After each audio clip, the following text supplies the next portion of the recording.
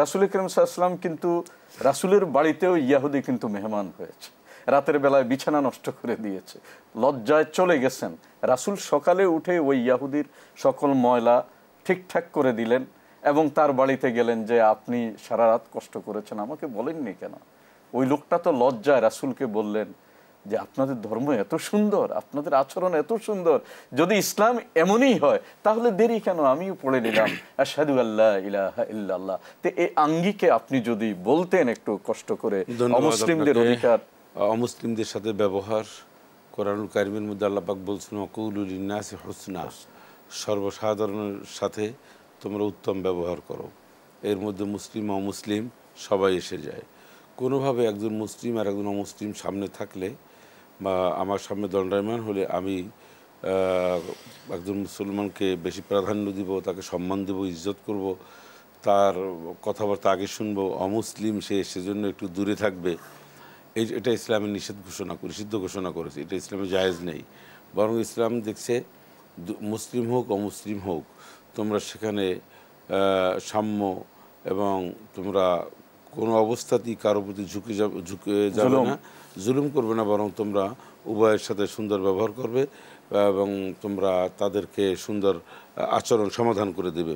আমাদের দেশে অনেক সময় অমুসলিমরা দেখা যায় একটা বাজারঘাটে বিভিন্ন সময় গেলে অমুসলিম সে একটু দুর্বলও থাকে মনের দিক থেকে।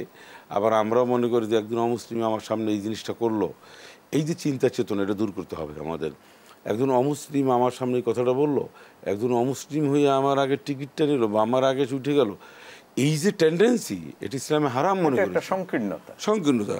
বরং অমুসলিমদেরকে আমরা সকল ক্ষেত্রে প্রাধান্য বেশি দেওয়ার চেষ্টা করব।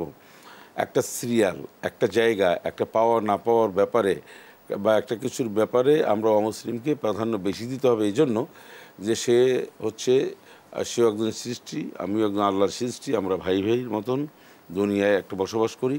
আমার কোনো ব্যবহারে সে যেন কোনো ধরনের কষ্ট না পায়, তার প্রতি সদয় হলে তো আল্লাহ খুশি হবেন। এলাকার তুমি একজন যত বড় নেতা হও না কেন, তুমি আর যাই হোক আমার কোনো অমুসলিম ভাইয়ের সাথে দুর্ব্যবহার করতে পারবে না। অমুসলিমদের ঘর বাড়ি দোকানপাট, তাদের ক্ষেত খামার বা তাদের কোনো বিচরণের ক্ষেত্রে তুমি কোনো বাধা সৃষ্টি করতে পারবে না। পূর্ণ স্বাধীনতা দিতে হবে, এটা ইসলাম বলেছে। আমরা ঠিক তাই দিচ্ছি, তাই দেব। এবং আমাদের এই নির্দেশনাও রয়েছে। ইসলামকে যারা মানেন, ইসলামকে যারা ভালোবাসে প্রকৃত অর্থে, রাসূল আকরাম সাল্লাল্লাহু আলাইহি ওয়াসাল্লামকে যারা সত্যিকার অর্থে তাকে অনুসরণ করেন, তারা কোনোভাবেই একজন অমুসলিমকে আপনার নেগলেন্সি করতে পারে না, অপমান বোধ করতে পারে না।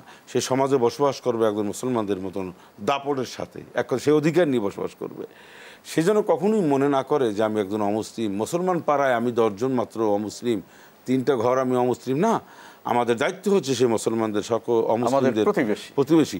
আরেকটা হচ্ছে যে অমুসলিমদের প্রতি সকল ধরনের খেয়াল, মানে কি তারা যদি কোনো অর্থনৈতিক সাপোর্ট চায় বা তাদের যদি কোনো ধরনের কোনো সমস্যা হয়, চিকিৎসার অভাব হতে পারে, খাদ্য সামগ্রীর অভাব হতে পারে, তাদের সব ব্যাপারে মুসলমানদের খেয়াল রাখা খুব জরুরি। মোহতারাম, একটা জিনিস লক্ষ্য করছেন, আলহামদুলিল্লাহ ইদানিং যুবকদের ভিতর একটা পজিটিভ দিক আমরা লক্ষ্য করছি যে পরধর্মের প্রতি যে সহিষ্ণুতা, এটা আমরা খুব সুন্দরভাবে এটাকে আমরা অ্যাপ্রিশিয়েট করছি। কিন্তু আমার আপনার কাছে একটা জিজ্ঞাসা, কোন কোন কুচক্রী মহল এটাকে নেগেটিভ অর্থে, নেগেটিভভাবে, যেমন কেউ কেউ বলেছে যে আলেম ওলামারা কেন যাবে, তাদের ওই যে যখন মন্দির পাহারা দিল, তো এটাতে একটা বিশেষ প্রেক্ষাপটে।